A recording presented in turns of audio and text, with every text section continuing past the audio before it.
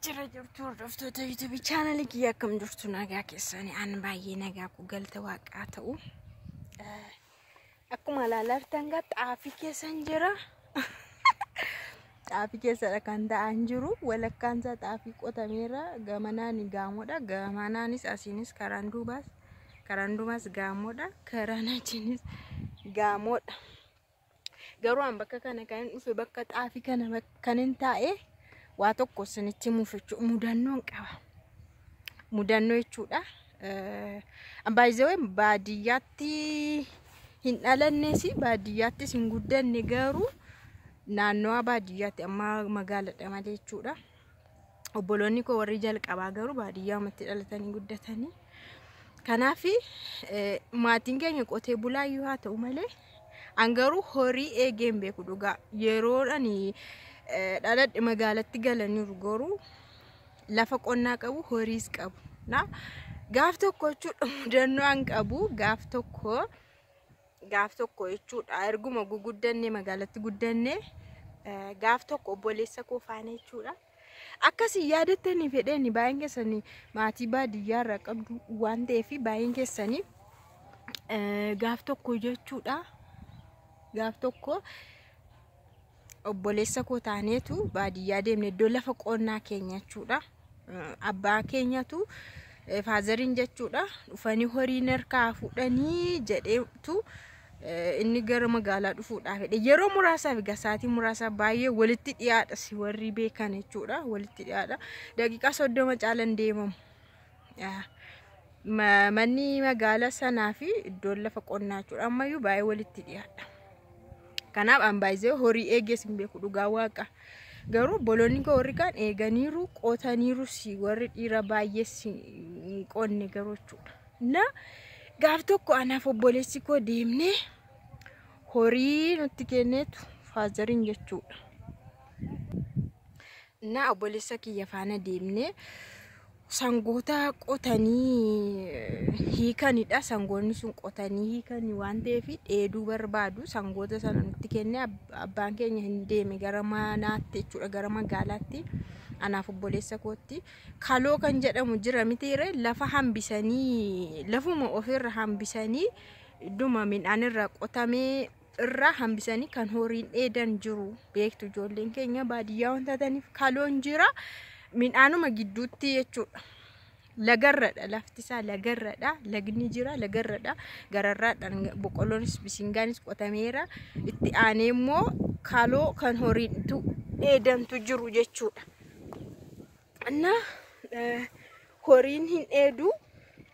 sabooda nutti kennee deeme sangootadha sangoota sana keessa sangaanni tokko baay'ee hamaadha nama nyaata garmalee dhugaa waaqa maqaansaa gurraa jedhama nutti kennee deeme nuni waa'ee sangaa eegu horii eeguun beeknu bakka asumatti akkana ittisaa jedheetu nan dhufaa jedhee deemen hin turu walitti dhiyoo waan ta'eef asiin gara midhaanii kana dhaabataniitu gara sanatti naannaanii ittisanii eegumtiire horiin naa dheechisan nuniin kee maal goone seetanii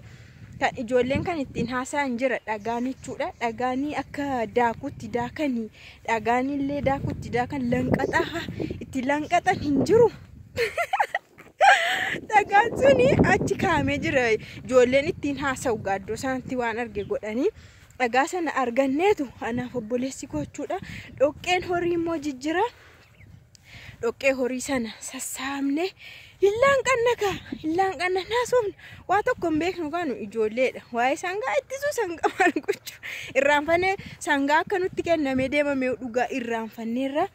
tara dhoqqee walitti qabneetu dhoqqee funaannee dhoqqee laanqaxaa haasofna dhoqqee dhagaarra keenya laanqaxaa haasofna laanqaxaan beektusa dhagaadhaan laanqaxan gaa hin haasofnaa tara haasofnaa laanqanne sirman ofun beeknu horii sangaan eessa akka seenan booda akka nama hirriba keessaa ka'ee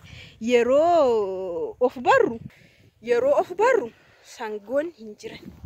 midhaan itti naphaniiru boqqolloon guguddatee bisingaanis guguddateera isatti naphanii jiru yeroo laallu san boqqolloo achi keessa naphanii kakakaka godhanii nyaatu otoo dhaqne keessaa baasna inneesi sangaanni gurraachisuun nama nyaata malee keessaa hin bahu bakka hin sodaanne achi booda bakki kun xaafiin baay'ee guguddate iddoonni nama gahu baay'ee guguddateera dhugaa waaqa xaafiin namatti tola. Na keessaa baasuu hin dandeenyu waan ta'eef hin dhiisne callisnee sangaa kamiin iyyuu dandeenya keessaan baasnu midhaan keessaa sangoonni baay'ee ciccimoo waan ta'aniif humna keenyaa olidha. Saawwada silaa baay'ee haasaa oolle otoo nuun dhadhaabannu faazariin dhufe. Faazariin gaafa dhufu sangoonni ennaan saanoo nurkaa didanii midhaan itti nam'anii enne sidaan nun sirumayyuu hin eegne oqqee keenya laanqannee haasaa oolle saanoo nurkaa didaniitu seenanii kee baasummoo sodaannee jenneen. Faazariin amallisa baay'ee hamaadha dhugaa. Hamaa amalleessaa keessa jechuudha hamaadha. Achumaan faazariin kee seene keessaa yaasee garuu midhaanis kanuma keenya waan ta'eef kan namaa mititu kan namaa ta'eeti nuree ballee ture to kan namaa nyaatan ta'e. Na midhaanis kanuma keenya ture. Na akkasitti ergi gaafa sanaatti takkaan horii bira sin naqne horii silaaluun naqne obboleessi gosa jechuudha. Yeroo jalqabaatti gaafa sana bicha horii bira dhaqee jechuudha. Na mudannoo garaagaraa akkasiin qabdan nin beeka. Xaafii laaladdoonni nama gahu jilba bukkee darbeera xaafiin guguddatee jechuudha. Baay'ee namatti tola. Qilleensi isaa jechuudha yeroo akkas sosocho'u.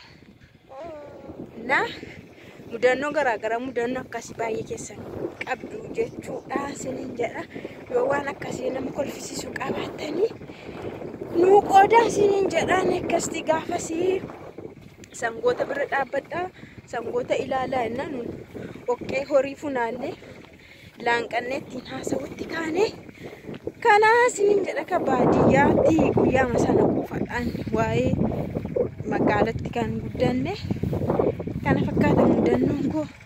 yeroo horii biraa sinin jedha. Naka ku wajjin wal baanee amma gara mana bira geenye jirra sinin jenna hordoftoota YouTube channel kiyya. Yeroo kana qilleensi biyya keenya baay'ee yeroo itti namatti tottoludha. Boqqolloon illee masqala kanatti hin nyaatama hin gaha. Xaafiinis guguddateera. Oromiyaan magariisadha yeroo kanatti jechuudha baay'ee namatti tolti. Sinin jedhaa jaalleewwan kiyyaan gara mana biraa gahaa jirra waan ta'eef.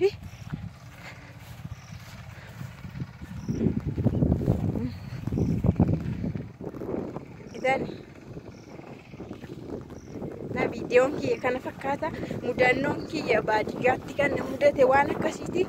sinin jedhamee warri mudannoo qabdan achas dhaaltan godhan kolfisiisa. Bye bye.